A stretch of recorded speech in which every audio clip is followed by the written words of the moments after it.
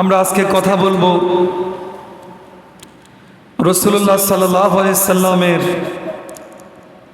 কিছু মুজিজা, কিছু অলৌকিক ঘটনা যেগুলা সাধারণ কোনো মানুষের পক্ষে ঘটা সম্ভব নয়। সুবহানাল্লাহ। আল্লাহ রাব্বুল আলামিন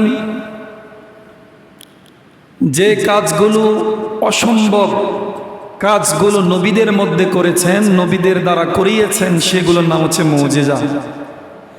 আর যে ঘটনাগুলো অসম্ভব কিন্তু আল্লাহর পক্ষ থেকে হয়েছে, বিভিন্ন আমল করতে করতে যারা আল্লাহর সন্নিকটে চলে আসছে, ওদেরকে যাদেরকে আমরা আল্লাহর ওলি বলে সম্বোধন করি, ওদের দ্বারা ওদের মাধ্যমে যে ঘটনাগুলো ঘটে সেগুলোর নাম হচ্ছে কারামত। কথা বুঝছেন? তাহলে কারামত এক জিনিস, আর যেটা হচ্ছে মুজিজা, মুজিজা আরেক জিনিস। নবীদের পক্ষ থেকে যে বিষয়গুলো ঘটেছে, নবীদের দ্বারা যে বিষয়গুলো সংগঠিত হয়েছে, যত নবী এই পৃথিবীতে এসেছেন, যত রসুল এই পৃথিবীতে এসেছেন, তাদের মাধ্যমে আল্লাহ রাব্বুল আলামিন যে ঘটনাগুলো ঘটিয়েছে, এই বিষয়ে কারো কোনো সন্দেহ আছে? কথা বলেন। কারো কোনো সন্দেহ নাই। বরং আল্লাহ রাব্বুল আলামিন যত নবী আলাইহিস সালাতু ওয়াস সালামকে এই পৃথিবীতে প্রেরণ করেছেন, তাদের মাধ্যমে যে ঘটনাগুলো ঘটেছে, যে অলৌকিক ঘটনাগুলো ঘটেছে, এগুলো একটিও মিথ্যা, একটু মিথ্যা নয়, বরং প্রত্যেকটা ঘটনা সত্য। সুবহানাল্লাহ। না কিন্তু কারামতের বিষয় যেগুলো আমরা আল্লাহর ওলিদের মাধ্যমে ঘটে বলি, কারামতের বিষয়গুলো একজন পীর সাহেব চাইলেই কি ঘটাতে পারে, নাকি আল্লাহর পক্ষ থেকে চাইলে ঘটে?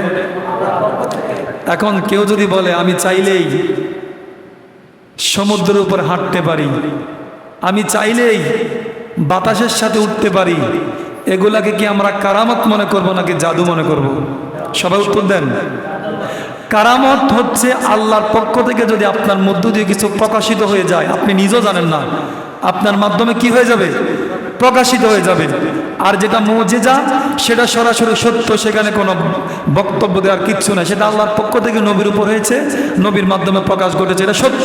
কিন্তু কারামতের বিষয় যেটা, ওই কারামতের বিষয়গুলো আমাদের সমাজে মিসগাইডেড। বিভিন্ন অলৌকিক ঘটনা ঘটায় ঘটায় বলে আমার পীর সাহেব সকালবেলা মক্কা, জোহরের নামাজ পড়ে মদিনা। যখন বলা হয় বিমানের কি টিকিট নিছে, পাসপোর্ট নিছে, বিমানের টিকিট এবং পাসপোর্ট লাগে না।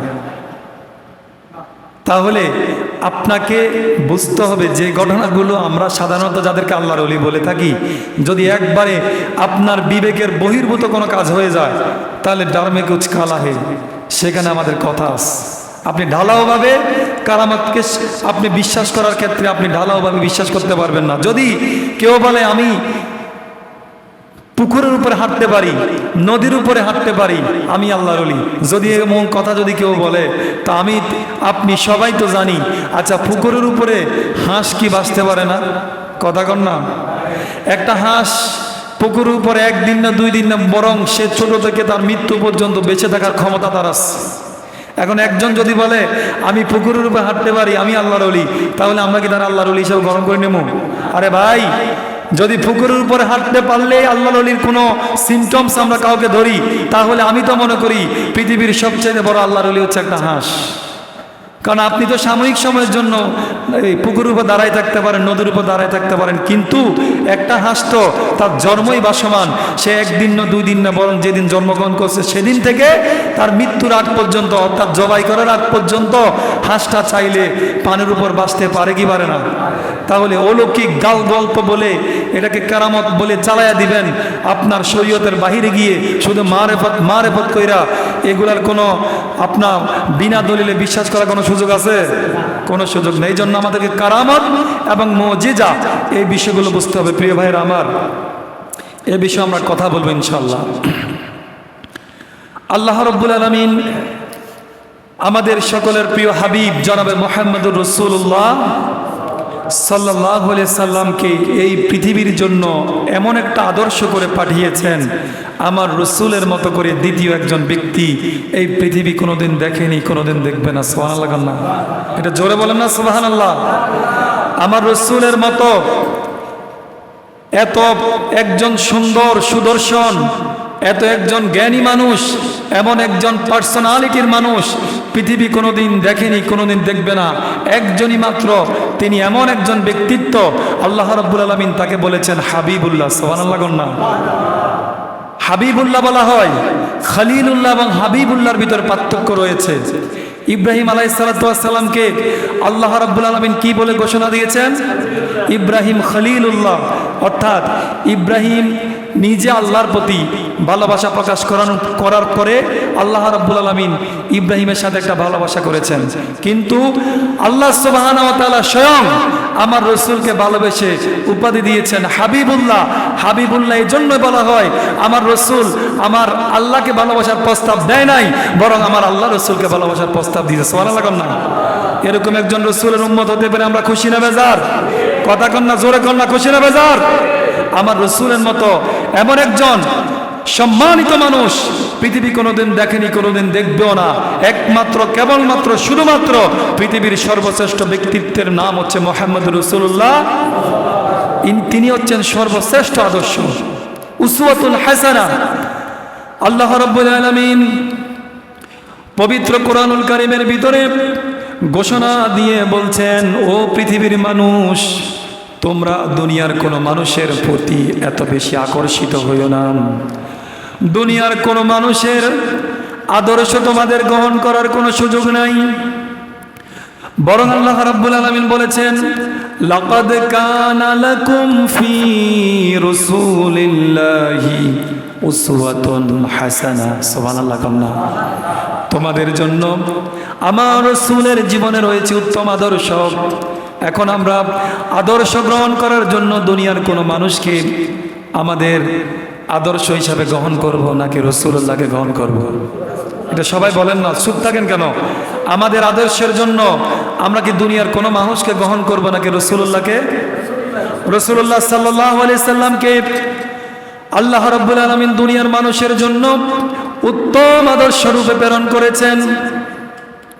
পৃথিবীর মানুষ রাসূলুল্লাহ সাল্লাল্লাহু আলাইহি সাল্লামের কাছ থেকে আদর্শ গ্রহণ করবে। এখন এই আদর্শ শুধু আমার পারিবারিক আদর্শ হবে, অন্যগুলো বাদ দিব, বিষয়টা কি এমন? কথা কন না। আদর্শ যখন আমি গ্রহণ করব, আমার রাসূলের আদর্শ আমি নেব।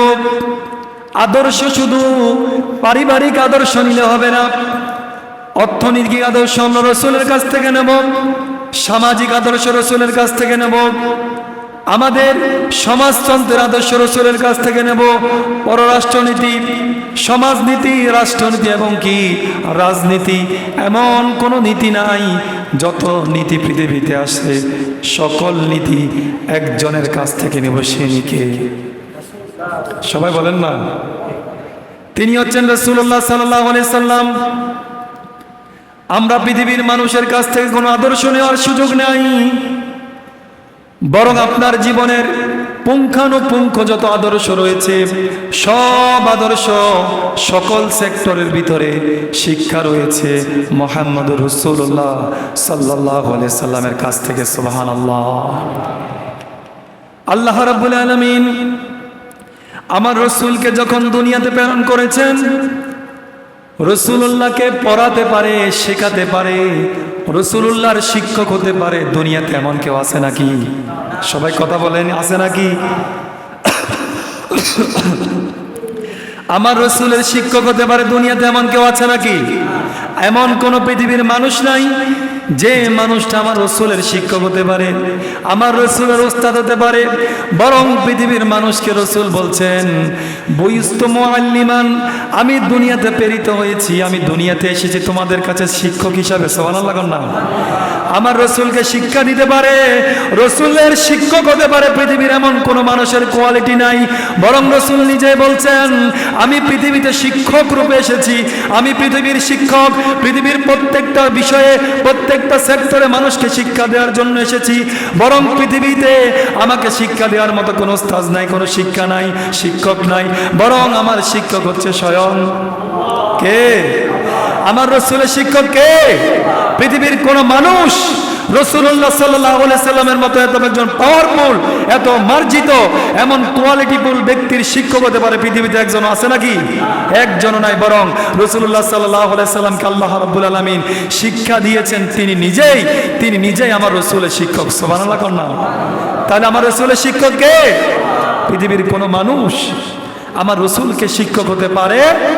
তাহলে যে রসুলের শিক্ষক আল্লাহ, ওই রসুল এমন এক ছাত্র যিনাকে আল্লাহ রাব্বুল আলামিন সর্বশ্রেষ্ঠ বানিয়েছেন। সুবহানাল্লাহ না? তাহলে আমার আল্লাহ ছাত্র হচ্ছে আমার রসুল, আর রসুলের ছাত্র হচ্ছে গোটা কায়নাতের মানুষ। সুবহানাল্লাহ না? তাহলে আমরা ছাত্র কার? আমরা রসুলের ছাত্র। আমরা ছাত্র কার? রাসূলুল্লাহ সাল্লাল্লাহু আলাইহি সাল্লামের ছাত্র। আর আমার রসুলের এই শিক্ষককে আল্লাহ। তাহলে ওই শিক্ষকের ছাত্র সাধারণ কোন ছাত্র? আল্লাহু আকবার কন্যা। তাহলে এই রসুলের প্রতি, যে এই রসুলের শিক্ষক হচ্ছে আল্লাহ, ওই আল্লাহর ছাত্র যদি রসুল হয়ে থাকে, ওই পাওয়ারফুল ছাত্রের ছাত্র আমরা হতে পেরেছি, এই জন্য আমরা খুশি না বেজার? খুশি না বেজার? সবাই বলেন নারে তাকবীর, নারে রিসালাত। তাহলে সে রসুলের ছাত্র হতে পেরে আমরা আল্লাহর কাছে হাজার লক্ষ কোটি বার শুকরিয়া জানাই। সুবহানাল্লাহ কন্যা। তাহলে প্রিয় ভাইয়েরা আমার, আমাদের জীবনের প্রত্যেকটা জায়গায় আদর্শ হবে মুহাম্মদুর রাসূলুল্লাহ সাল্লাল্লাহু আলাইহি সাল্লামের। পৃথিবীর কোন তন্ত্রমন্ত্রের আদর্শ আমরা গ্রহণ করব?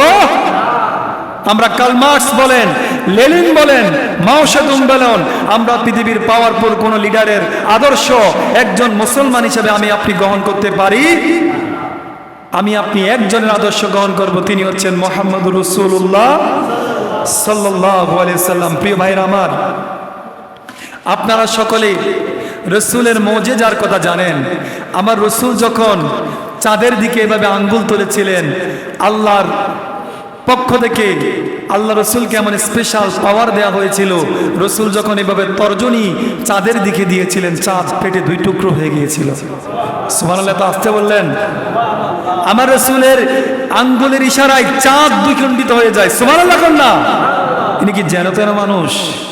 একদিন এক কাফের এসে বলল, মুহাম্মদ সাল্লাল্লাহু আলাইহি সাল্লাম, শোনো, তুমি যদি আসলে প্রকৃত মুসলমানের একজন লিডার হয়ে থাকো, তুমি যদি প্রকৃত নবী হয়ে থাকো, তুমি যদি রাসূল হয়ে থাকো, আমি আজকে তোমাকে একটা পরীক্ষা করব। যদি আমার পরীক্ষায় তুমি উত্তীর্ণ হও, তাহলে আমি মেনে নেব তুমি একজন রাসূল। সুবহানাল্লাহ কন্যা।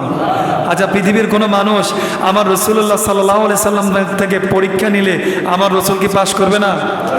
কি সামান্য নাম্বার পেয়ে পাস করবে নাকি 100 তে 100 পেয়ে পাস করবে? 100 তে 100। কাফের এসে বলল, মুহাম্মদ বলো, আমি মুষ্টিবদ্ধ করলাম, আমার মুষ্টির ভিতর কি আছে? যদি তুমি মুহাম্মদ আজকে বলতে পারো, তাহলে আমি ঘোষণা দিয়ে আজকে কালিমা পড়ে মুসলমান হয়ে যাব। সুবহানাল্লাহ কন্যা।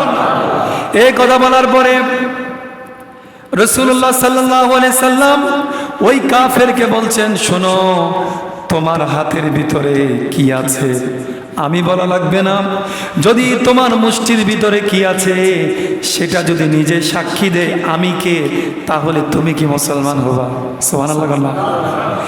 এই কথা বলার সাথে সাথে ওই কাফের বলল, তুমি বলতে পারলে তো ভালো, তুমি না বলে যদি ওই তোমার আমার হাতের ভিতরে কি আছে সেটাই যদি এই কথা বলে দিতে পারে আমার হাতের ভিতরে কি আছে, তাহলে আমি তো এর চেয়ে আরো বেশি আনন্দী হয়ে তার আগেই মুসলমান হব। সুবহানাল্লাহ।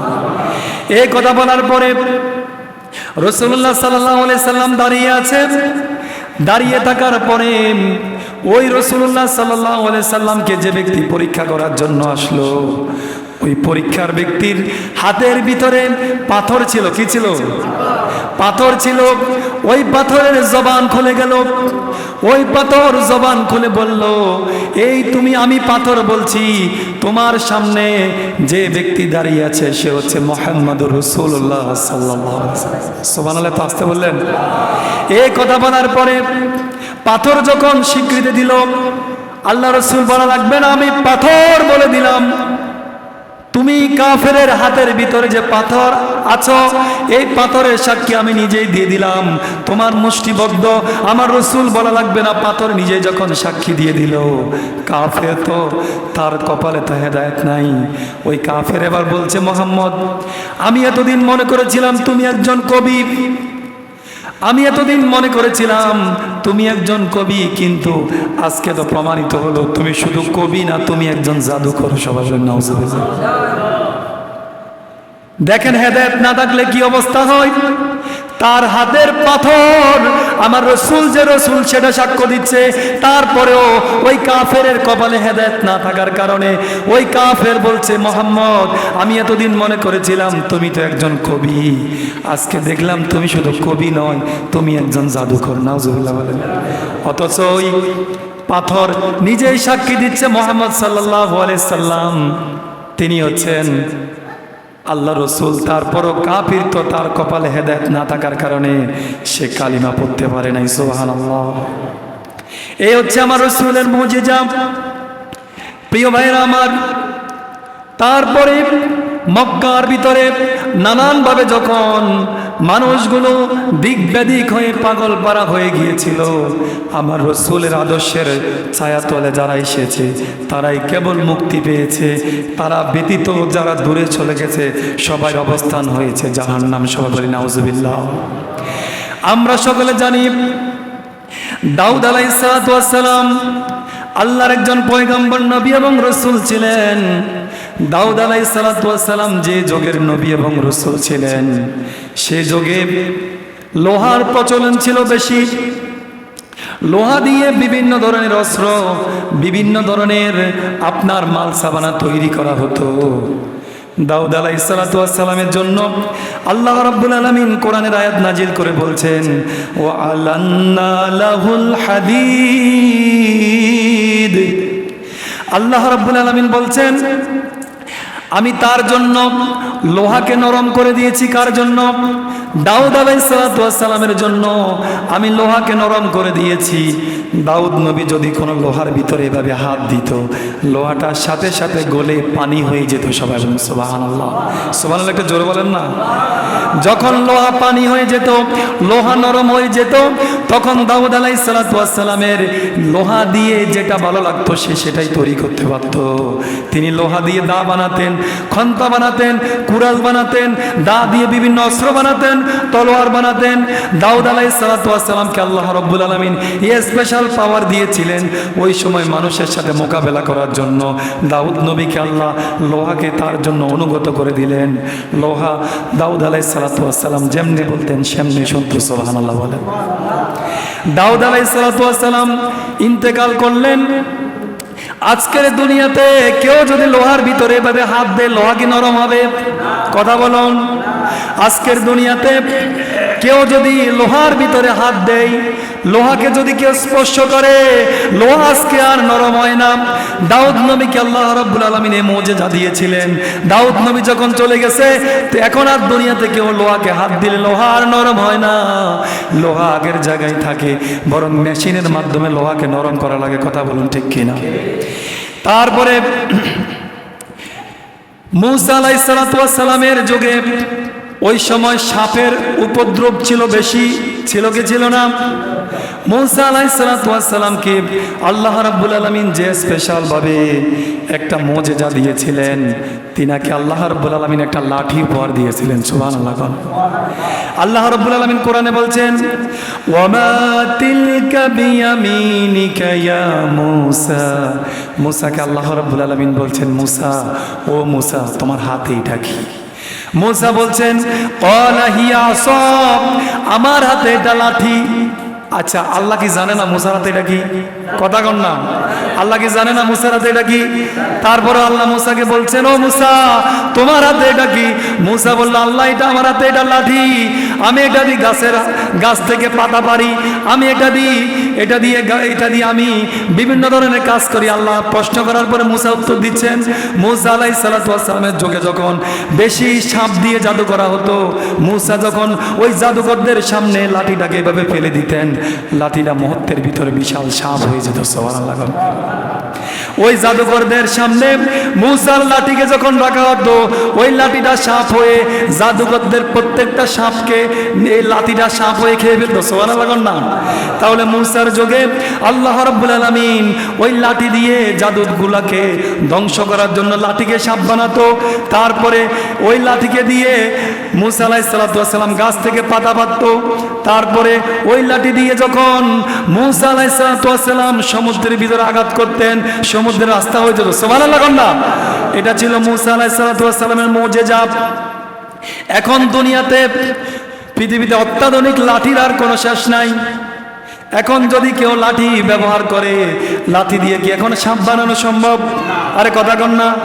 এখন মূসা আলাইহিস সালাম দুনিয়া থেকে চলে গেছেন, এখন আর দুনিয়াতে চাইলেও কেউ লাঠি দিয়ে সাপ বানানো সম্ভব নয়। তারপরে ঈসা আলাইহিস সালাম দুনিয়াতে আসলেন। ঈসা আলাইহিস সালামকে আল্লাহ রাব্বুল আলামিন কয়েকটা স্পেশাল মুজিজা দিয়েছিলেন। তিনি যদি কোনো ধরনের অন্ধ মানুষের মুখের ভিতরে এভাবে হাত বোলাতেন, সাথে সাথে অন্ধ মানুষটা দৃষ্টিশক্তি ফিরে পেত। সুবহানাল্লাহ। তারপরে কোনো ধবল রোগী, সেতী রোগী যাদেরকে আমরা বলি, ঈসা আলাইহিস সালাম যদি কোনো সেতী রোগীর গায়ে হাত দিত, হাত দেওয়ার সাথে সাথে ধবল রোগীর এই শ্বেত রোগ ভালো হয়ে যেত। সুবহানাল্লাহ না? তার চেয়ে সর্বশ্রেষ্ঠ স্পেশাল একটা নিয়ামত, একটা মুজিজা নবী ঈসা আলাইহিস সালামকে আল্লাহ রাব্বুল আলামিন দিয়েছেন। তিনি যদি কোনো মানুষকে, মরা মানুষের কাছে গিয়ে বলতো কুম বিইজনিল্লাহ, আল্লাহর হুকুমে তুমি জিন্দা হয়ে যাও, সাথে সাথে মরা মানুষটা জিন্দা হয়ে যেত। সবাই বলে সুবহানাল্লাহ। আচ্ছা, ঈসা আলাইহিস সালাম কি আল্লাহর হুকুমে জিন্দা হও এই কথা বলেছেন, নাকি আমি বলেছি জিন্দা হও এই কথা বলেছেন? সবাই বলেন। এখন কেউ যদি বলে ঈসা আলাইহিস সালাম নিজের ক্রেডিটে মানুষকে জিন্দা করতেন, তাহলে তার ঈমান নাই। বরং ঈসা আলাইহিস সালাম বলতেন কুম বিইজনিল্লাহ, আল্লাহর হুকুমে তুমি জিন্দা হয়ে যাও। যখন তিনি এই কথা বলতেন, সাথে সাথে মরা মানুষ জিন্দা হয়ে যেত। সুবহানাল্লাহ বলেন। প্রিয় ভাইরা আমার, ঈসা আলাইহিস সালাম বেশি বেশি হরিণ পছন্দ করতেন। তিনি ওই জঙ্গলের ভিতরে গিয়ে বলতেন ইয়া জাবি তাল, ও হরিণ শোনো, ডাক দিলেই চলে আসতো। সুবহানাল্লাহ না? আসার পরে ঈসা আলাইহিস সালাম হরিণগুলোকে জবাই করতেন, জবাই করে হরিণের এই গোশতগুলোকে আলাদা করতেন, হাড্ডিগুলোকে একসাথে করতেন, একসাথে করে আল্লাহ রাব্বুল আলামিনের ওই নবী ঈসা আলাইহিস সালাম হাড্ডিগুলোকে বলতেন কুম বিইজনিল্লাহ, আল্লাহর হুকুমে জিন্দা হয়ে যাও। সাথে সাথে ওই হরিণের হাড্ডিগুলো থেকে নতুন হরিণ হয়ে যেত। সুবহানাল্লাহ। তাহলে আজকের দুনিয়াতে কেউ যদি বলে আল্লাহর হুকুমে জিন্দা হয়ে যাও, ওই ঈসা আলাইহিস সালামের ইন্তেকালের পরে কেউ কি এই কথা বললে আর মানুষ জিন্দা হয়? কথা বলেন। প্রিয় ভাইরা আমার, আমি আপনাদেরকে উদাহরণগুলো এই জন্যই দিয়েছি। দাউদ নবী ছিলেন লোহা স্পেশালিস্ট, তিনি লোহা ধরলে নরম হয়ে যেত। আজকের দুনিয়াতে কেউ লোহা ধরলে আর নরম হয় না। তারপরে মূসা আলাইহিস সালাম লাঠি ছেড়ে দিলে সাপ হতো, আজকের দুনিয়াতে আর কেউ লাঠি ছেড়ে দিলে সাপ হয় না। ঈসা আলাইহিস সালাম আল্লাহর হুকুমে মানুষকে জিন্দা করে ফেলতে পারতেন, আজকের দুনিয়াতে কেউ চাইলে মানুষকে জিন্দা করতে পারে না। কিন্তু মুহাম্মদুর রাসূলুল্লাহ তারা দুনিয়া থেকে চলে গেছেন, তাদের মুজিজাও চলে গেছে, কিন্তু মুহাম্মদুর রাসূলুল্লাহ সাল্লাল্লাহু আলাইহি সাল্লামকে আল্লাহ রাব্বুল আলামিন সর্বশ্রেষ্ঠ যে মুজিজা দিয়েছেন সেটার নাম হচ্ছে আল্লাহর কোরআন। রাসূল 1400 বছর আগে চলে গেছে, এখনো কি আল্লাহর কোরআন আছে না নাই? সবাই বলেন আছে না নাই? প্রত্যেক নবী চলে গেছেন, তাদের মুজিজা চলে গেছে, কিন্তু আমার রাসূলুল্লাহ সাল্লাল্লাহু আলাইহি সাল্লাম আজ থেকে 1450 বছর আগে এই দুনিয়া থেকে চলে গেছেন, কিন্তু তার মুজিজা এখনো আছে, কিয়ামত পর্যন্ত থাকবে। সবাই বলে সুবহানাল্লাহ। প্রিয় ভাইরা আমার রাসূলের সর্বশ্রেষ্ঠ মুজিজা হচ্ছে আল্লাহর কোরআন। সুবহানাল্লাহ না? রাসূলের কোরআন হচ্ছে সর্বশ্রেষ্ঠ মুজিজা। এই কোরআনের আবেশ পৃথিবীতে আছে না নাই? কথা বলেন আছে না নাই? পৃথিবীতে এখনো লক্ষ লক্ষ হাফেজ কোরআন রয়েছে। এই কোরআনকে চাইলে পুৎকার দিয়ে উড়িয়ে দেওয়ার কোনো সুযোগ নাই। আল্লাহ রাব্বুল আলামিন কোন গ্রন্থের ব্যাপারে আমি এই গ্রন্থের হেফাজত নেব, আমি এই গ্রন্থকে সংরক্ষণ করব, এমন কথা বলেননি। বরং আল্লাহ রাব্বুল আলামিন সূরা হিজরের ভিতরে বলছেন, ইন্না নাহনু নাযালনা যিকরা ওয়া ইন্না লাহু লাহাফিজিন। আল্লাহ রাব্বুল আলামিন বলছেন, আমি এই কোরআন নাজিল করেছি, আমি এই কোরআনের হেফাজতকারী। সুবহানাল্লাহ। আল্লাহ বলছেন, আমি এই কোরআন নাজিল করেছি, এই কোরআনের হেফাজতকারী কে? আল্লাহ নিজে হেফাজতকারী দায়িত্ব নিয়েছেন। আল্লাহ রাব্বুল আলামিন তাওরাত, জাবুর, ইনজিল এই কিতাবগুলোর ব্যাপারে তিনি এই কথা বলেন, নিজে এই কিতাবগুলোর দায়িত্ব আমি নিয়েছি। বরং পৃথিবীতে তাওরাত, জাবুর, ইনজিল এই কিতাবগুলো নানানভাবে বিকৃত করা আছে, বিভিন্নভাবে এই কিতাবগুলো লেখা হয়েছে। বিভিন্ন নবী যখন চলে গিয়েছেন তাদের কিতাবগুলোকে বিকৃত করা হয়েছে, আল্লাহ কিতাবগুলোকে রহিত করে দিয়েছেন। কিন্তু আমার রাসূলুল্লাহ সাল্লাল্লাহু আলাইহি সাল্লাম আজ থেকে 1450 বছর আগে এই পৃথিবী থেকে চলে গেছেন। আল্লাহর কোরআন কি রহিত হয়েছে? কথা বলেন না কেন? আল্লাহর কোরআন কি রহিত হয়েছে? আল্লাহর কোরআনের কি একটা হরফ, একটা আয়াত বিকৃত হয়েছে? আল্লাহর কোরআনে একটা হরফ, একটা আয়াত বিকৃত হয় না, কারণ আল্লাহ নিজে বলছেন এই কোরআনের হেফাজতের দায়িত্ব আমি আল্লাহই নিয়েছি। সুবহানাল্লাহ বলেন। প্রিয় ভাইরা আমার, এই আমাদের পাশের রাষ্ট্র, বন্ধু রাষ্ট্র ভারত, এখন নাকি শত্রু রাষ্ট্র। যাক, শত্রু দরকার নাই, বন্ধুই ভালো। ভারতের একবার ভারতকে আল্লাহর কোরআনকে ব্র্যান্ড করে দেওয়ার জন্য ভারতের হাইকোর্টে একটা রিট জারি করেছিল।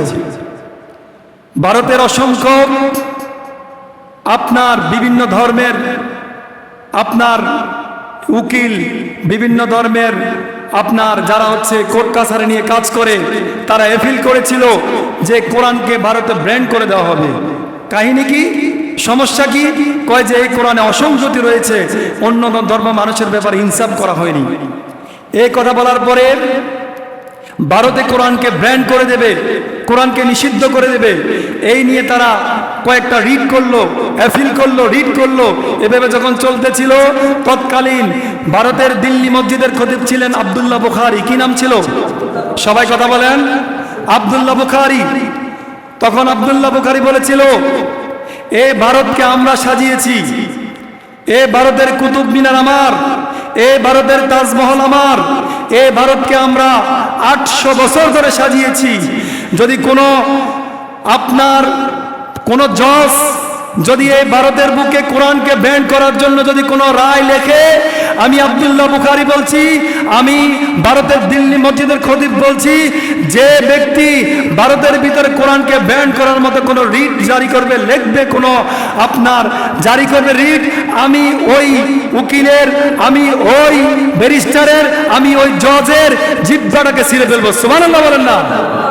তাহলে মুসলমানরা তো যুগে যুগে কোরআনের বিপক্ষে যারা অবস্থান নিয়েছিল তাদেরকে এভাবে হুঙ্কার দিয়ে, গর্জন দিয়ে মুসলমানরা অবস্থান নিয়েছিল। কথা বলেন ঠিক কিনা?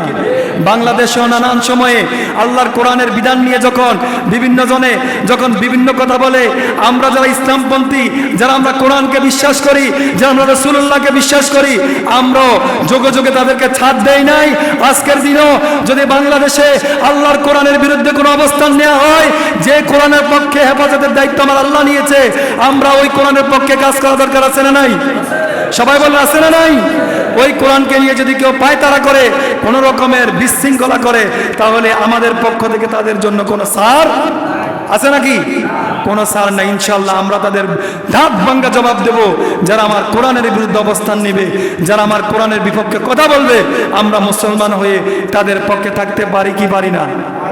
পারি না। আমরা তাদের পক্ষে থাকতে পারি না। কোরআনের বিপক্ষে যে আমরা তাদের পক্ষে থাকতে পারি না, কারণ এই কোরআন কোন মানুষের হাতে বানানো কোরআন, মানুষের হাতে বানানো কোন কিতাব, বরং এটা কার পক্ষ থেকে? মিন ইনদিল্লাহ। এটা কার পক্ষ থেকে? আল্লাহর পক্ষ থেকে। প্রিয় ভাইরা আমার, আপনি এই কোরআনের কিছু অংশ মানবেন আর কিছু অংশ ছেড়ে দেবেন, আপনি কি প্রকৃত মুসলমান হতে পারবেন? কথা বলুন। কথা বলেন না কেন? কিছু অংশ মানবেন, কিছু ছেড়ে দিবেন, প্রকৃত মুসলমান হতে পারবেন? আল্লাহ রাব্বুল আলামিন বলছেন, আফাতুমিনুনা বিবাদিল কিতাব ওয়া তাকফুরুনা বিবাদ। তুমি কিছু অংশ মানো আর কিছু অংশ ছেড়ে দাও, তাহলে তুমি কখনো প্রকৃত মুসলমান হতে পারবে না। সুবহানাল্লাহ বলেন না? আপনি যদি কিছু অংশ মানেন আর কিছু অংশ ছেড়ে দেন, তাহলে আপনি প্রকৃত মুসলমান হতে পারবেন পারবেন না, কোনো সুযোগ নাই। আপনি এই কোরআনের ভিতরে এ টু জেড, বিসমিল্লাহর বা থেকে মিনাল জিন্নাতি ওয়ান নাস, একবারে সিন পর্যন্ত, যে বা দিয়ে শুরু সিন দিয়ে শেষ, মানে বাস, বাস মানে হচ্ছে যথেষ্ট, যথেষ্ট। এই কোরআনের ভিতরে সব কিছু আছে। আল্লাহ রাব্বুল আলামিন যা দিয়েছে, মা ফাররাতনা ফিল কিতাবি মিন শাইইন, এই কোরআনের ভিতরে কোনো কিছু বাদ নাই। এখন আপনি সুবিধা মতো আপনার যতটুকু ভালো লাগবে ততটুকু মানবেন, আপনার বিপক্ষ যতটুকু যাবেন ততটুকু বাদ দিবেন, কথা কন না। যখন আপনি সুদের বিপক্ষে কোরআন আয়াত আপনার গায়ে লাগে, তখন আপনি বলবেন যে কোরআনে কি লিখলো বাপ, এমনটা হবে? কোনো সুযোগ নাই। বরং আপনি এই কোরআনের ভিতরে যতগুলো বিষয় আল্লাহ রাব্বুল আলামিন কথা বলেছেন, প্রত্যেকটা বিষয়ে আমাদেরকে পুঙ্খানুপুঙ্খানুরূপে মানতে হবে। আমাদের অর্থনীতি, আমাদের সমাজনীতি, পরিবার নীতি, আমাদের রাষ্ট্রনীতি, সব কিছু কোরআনে আছে না নাই? কথা কয় না? নাকি সব আছে কোরআনে, শুধু আপনার ওই রাষ্ট্রনীতি নাই? নাকি পরিবার নীতি আছে, অর্থনীতি নাই? কি নাই? কোরআনে নাইটা কি? আল্লাহ বলছে মা ফাররাতনা ফিল কিতাবি মিন শাইইন, এই কোরআনে এমন কোন সাবজেক্ট নাই, এমন কোন বিষয় নাই যে বিষয়ে কোরআন উল্লেখ করা হয়নি। সুবহানাল্লাহ। তাহলে এত কিছু থাকার পরে আপনি যে সমাজতন্ত্রের পিছনে দৌড়ান, আপনি যে লেনিন মাও সেতুংয়ের দেয়া আদর্শের পিছনে দৌড়ান, আপনি যে তথাকথিত পাশ্চাত্য সভ্যতার পেছনে দৌড়ান, তাহলে নিজেকে কিভাবে প্রকৃত মুসলমান দাবি করেন? একজন প্রকৃত মুসলমান তো তার জীবনের সর্বোচ্চ স্বপ্ন থাকবে যে আল্লাহর জমিনে আল্লাহর কোরআন হবে সবচেয়ে বড় সংবিধান। সুবহানাল্লাহ। যদি এই অনুরণ, এই চিন্তা চেতনা যদি আমার আপনার ভিতরে না থাকে, তাহলে মুখে মুখে আমরা যতই নিজেদেরকে বড় মুসলমান, বড় ইমানদার, বড় আশিক রাসূল যদি দাবি করি, মুখের এই আশিক রাসূল দিয়ে আপনি কখনো আল্লাহর জাহান্নাম থেকে পার পাওয়ার কোনো সুযোগ, মুখের ভালোবাসা দিয়া আল্লাহর ভালোবাসা পেয়ে যাবেন এত সহজ? একজন আল্লাহর ভালোবাসার জন্য বুলেটের সামনে দাঁড়ায়, একজন আল্লাহর ভালোবাসার জন্য পাশের রশি গলায় নেন, আরেকজন আপনি শুধু মিষ্টি জিলাপি খাইয়া আর আপনি ঘরের ভিতরে শুয়ে শুয়ে খালকি হালকা জিকির করে করে আপনি ভালোবাসা পেয়ে যাবেন? এত সহজ? ভালোবাসা পেতে হলে আপনাকে ময়দানও থাকতে হবে, তাহাজ্জুদের বিছানাও থাকতে হবে। কথা বলেন ঠিক কিনা? আপনি যদি প্রকৃত মুসলমান হতে চান, প্রকৃত রাসূল প্রেমিক হতে চান, প্রকৃত আল্লাহর ওলি হতে চান, আপনি যা, আমরা সাহাবায়ে কেরামের জীবনী থেকে কি শিখি? সাহাবায়ে কেরামের জীবনী ছিল, তারা দিনের বেলায় কাফেরের বিরুদ্ধে তাদের ঘোড়ার পায়ের নিচে ধুলা উড়াতো, আর যখন সন্ধ্যা গনিয়ে রাত হয়ে যেত, তারা অস্ত্র শস্ত্র সব রেখে জায়নামাজে আল্লাহর সামনে দাঁড়িয়ে যেত। সুবহানাল্লাহ। সুবহানাল্লাহ, জোরে কর না। আমার রসুলের সাহাবীদের আদর্শ ছিল দিনের বেলায় রসুলের সাথে জিহাদের ময়দানে, আর রাতের বেলায় আল্লাহর দিদার তাহাজ্জুদের ময়দানে। সুবহানাল্লাহ কর না। এরাই তো প্রকৃত আল্লাহর ওলি। শুধু তাহাজ্জুদের ময়দানে একা থাকলে আল্লাহর ওলি হওয়া যাবে না। আপনি মাঠে ঘাটেও থাকতে হবে, ময়দানেও থাকতে হবে, তাহাজ্জুদের বিছানাও থাকতে হবে। দুইটাকে একসাথে মিলাইয়া আপনি হয়ে যাবেন আল্লাহর বন্ধু। আর আল্লাহর বন্ধু যখন আপনি হয়ে যাবেন, আপনি যেটাই বলবেন আল্লাহ সেটাই কবুল করবে। সুবহানাল্লাহ। তাহলে আমরা শুধু মুখে মুখে আল্লাহর ভালোবাসা, আল্লাহর ভালোবাসা, রসুলের ভালোবাসা এটা করব, নাকি আমাদের কাজে কর্মে উঠা বসায় সব কিছুতে আল্লাহর ভালোবাসা এবং রসুলের ভালোবাসা প্রমাণ দেব? সব কিছুতে, কথা বলুন, সব কিছুতে ইনশাআল্লাহ আমাদের সব কিছুতে প্রমাণ থাকতে হবে। এখন আমরা সমাজের ভিতর কিছু বলাবান দেখবেন যে রসুলের ভালোবাসা এমনি মনে আছে, মুখে আছে, আমলে নাই। আমলটা কেমন? যে দাড়ি রাখতে রাজি হয় না, আছে না নাই? কথা কন না একটু। যারা আমার সামনে আছেন আপনারা তওবা করে দাড়ি রেখে দেন, কারণ রসুল বলেছেন যদি আমার কোনো উম্মত মুখের ভিতরে খুল লাগায় সেজন্য আমার কলিজার ভিতরে ফস দিল। জোরে কোন নাউজুবিল্লাহ। রসুল বলতেছে আমার কোনো উম্মত যদি দাড়ি রাখতে অপারগতা প্রকাশ করে, যদি সে আমার তার মুখের ভিতরে ব্লেড লাগায়, অস্ত্র লাগায়, ছুরি লাগায়, তখন সে যেন আমার কলিজার ভিতরে ফুঁস দেয়। নাউজুবিল্লাহ কর না। তাহলে আপনি একজন মুসলমান হয়ে ভাই কেন আপনি আমার রসুলকে কষ্ট দিবেন? কেন কষ্ট দিবেন? আমরা এখানে আজকে যারা আছি আমরা রসুলকে ভালোবাসি কি বাসি না? বাসি কি বাসি না? এখন আজকে যারা এখানে দাড়ি রাখেন নাই বা যারা রাখছেন, যারা রাখছেন তারা তো রাখবেনই, যারা রাখেন নাই তারা দুই হাত তোলেন যে আজকে থেকে দাড়ি রেখে দেবো। হাত তোলেন, দুই হাত তোলেন যে ইনশাল্লাহ আজকে থেকে দাড়ি রেখে দেবো। হাত তোলেন। আরে ভাই, এই স্পেশাল জায়গায় যে কথাটা বললাম যে আপনাকে আমি দাড়ি রাখার জন্য বললাম, হয়তো আপনার কাছে এটা শরম লাগতেছে, হয়তো বিষয়টা আপনি ভিন্নভাবে নেবেন, কিন্তু এই কথা বলার লোক আপনি পাবেন না।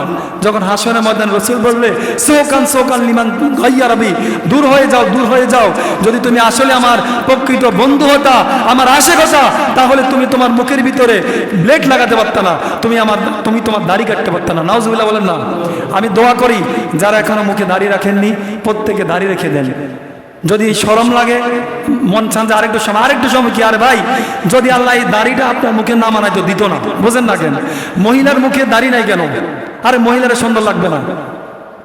তাহলে মানুষে তো আমি আর আপনি শুধু একটা লিঙ্গ চেঞ্জ, তাহলে মহিলার মুখে দাড়ি নাই কেন? মহিলার মুখে দাড়ি মানাবে না, এই জন্য আল্লাহ মহিলার মুখে দাড়ি দেয় নাই। পুরুষের মুখে মানাবে, এটা পুরুষের জন্য পুরুষত্বের বহির্প্রকাশ দাড়ি, এই জন্য আল্লাহ মহিলার মুখে দেয় নাই, পুরুষের মুখে দাড়ি দিছে। সকলকে উদাত্ত আহ্বান জানাবো, সবাই দাড়ি রেখে দিবেন। আর যারা চুল, আচ্ছা চুল কাটা রাখার ইসলামী পন্থা আছে না নাই? সবাই কর না? নাকি এক হাত দেড় হাত লম্বা রাখবেন মহিলার মতো, নাকি অর্ধেক লম্বা অর্ধেক ছোট এরকম করবেন? প্রিয় ভাইরা, মোল্লা আলী কারি রহমতুল্লাহ আলাই বলেছেন দাড়ি রাখার কয়েকটা সিস্টেম রয়েছে। তার ভিতরে যদি আপনি মনে করেন ছোট করে পুরো দাড়িটা একবার ছোট করে চুলের বিষয়টা, যে চুলটা পুরো ছোট করে রাখতে পারবেন, একবারে ছোট এক হিসাব, অথবা আপনার কানের লতি বরাবর আপনার চুলটা আপনি রাখতে পারবেন, এটাও সুন্নাত। অথবা আপনার গর্দান, এই যে গর্দানটা, এই গর্দান পর্যন্ত, এখান থেকে যেন আপনার এই ঘাড়ে না যায়। মোল্লা আলী কারি রহমতুল্লাহ বলেছেন যে কেউ সর্বোচ্চ লম্বা করলে তার গাঁর পর্যন্ত, গর্দান নয়, এই যে সিনা পর্যন্ত যাওয়া যাবে না, এই গর্দানের এই শেষ মাথা পর্যন্ত। আপনি সিনাতে চলে গেলে এটা মহিলাদের লক্ষণ। দূর থেকে যদি আপনার মুখে দাড়ি না থাকে, একজন যদি আপনার দেখে পুরুষ না মহিলা বুঝবে না। এই জন্য রাসূলুল্লাহ সাল্লাল্লাহু আলাইহি সাল্লাম বলেছেন সর্বোচ্চ হচ্ছে আপনার ঘাড় পর্যন্ত। ঘাড় পর্যন্ত চুল রাখা সুন্নত নাকি সুন্নতের বাহিরে? সবাই বলুন। এখন একজন লম্বা চুল রাখলে টিস করবেন যে এত চুলি দিয়ে তো লম্বাকে এরকম কথা কইবেন? এরকম কথা বলার সুযোগ নেই, কারণ এটা রাসূলের সুন্নাত। এবং আপনি ছোট রাখলে এটাও সুন্নাত, কান বরাবর রাখলে এটাও সুন্নাত, কিন্তু আপনি এখান থেকে কোরাই নেবেন, কোরাই নেইমারের মতো রাখবেন, এখান থেকে কোরাই কারা কারা আছে না, মেসির মতো রাখবেন, রোনালদোর মতো রাখবেন। এটা কোনো একজন মুসলমানের আদর্শ হতে পারে? আমার মান তাশাব্বা বিকাউমিন ফাহুয়া মিনহুম, কেউ যদি কোনো জাতির গোষ্ঠীর আদর্শ গ্রহণ করে, তার রসম সিস্টেম মতে তার জীবন পরিচালনা করে, সে তাহাদেরই একজন। নাউজুবিল্লাহ না। এখন আপনি যদি নেইমারের মতো চুল রাখেন, আপনি কি মোহাম্মদের উম্মত? আপনি রোনালদোর মতো চুল রাখলে আপনি মোহাম্মদ সাল্লাল্লাহু আলাইহি ওয়াসাল্লাম উম্মত। আপনি বুঝতে হবে আমার নখ কাটটা শিখতে হবে আমার রসুলের কাছ থেকে, চুল কাটাও শিখতে হবে আমার রসুলের কাছ থেকে, তার মানে জামা পরা শিখতে হবে আমার রসুলের কাছ থেকে। টোটালি জীবনের প্রতিটা পরতে পরতে যতগুলো বিষয় আছে সব কিছু আমরা শিখবো মোহাম্মদ রাসূলুল্লাহ সাল্লাল্লাহু আলাইহি সাল্লামের কাছ থেকে। কথা বলুন ঠিক কিনা? তাহলে চুল রাখার বিষয়ে রেস্ট্রিকশন বুঝলেন? লম্বা চুল রাখেন সুন্নত, সমস্যা নাই, ছোট রাখেন সুন্নত। তবে কেউ লম্বা রাখলে তাকে এই কথা বলবেন না যে সে মহিলার মতো লাগতেছে। কেন বলবেন? মহিলার মতো তখন হবে যখন তার চুল তার ঘাড়ে চলে যাবে। এই যে এই গর্দান পর্যন্ত হলে সমস্যা নাই, এই কাঁধে চলে গেলে তখন মহিলা। এই বিষয়গুলো বললাম। আর যারা দাড়ি রাখেন না, রাসূলের ভালোবাসার মুখে মুখে হবে না, দাড়ি রেখে দিয়ে ভালোবাসার প্রমাণ দিতে হবে। দাড়ি লম্বা করে করে রাসূলের ভালোবাসার প্রমাণ দিতে হবে। নামাজে দাঁড়িয়ে সুন্নত আদায় করে রাসূলের ভালোবাসার প্রমাণ দিতে হবে। কথা বলেন ঠিক কিনা? নাকি শুধু মুখে মুখে বললে হয়ে যাবে? মুখে মুখে বলে প্রকৃত আশিক রাসূল হওয়া যাবে না। আল্লাহ রাব্বুল আলামিন আমাদের প্রত্যেককে রাসূলের সুন্নত বুঝে রাসূলের সুন্নতের উপর আমল করে বেদাত ছেড়ে দিয়ে শিরক থেকে দূরে থেকে সাচ্চা ঈমান গঠন করে আমলের সহিত যেন আল্লাহ দুনিয়াতে বসবাস করার তৌফিক দান করে। আমিন।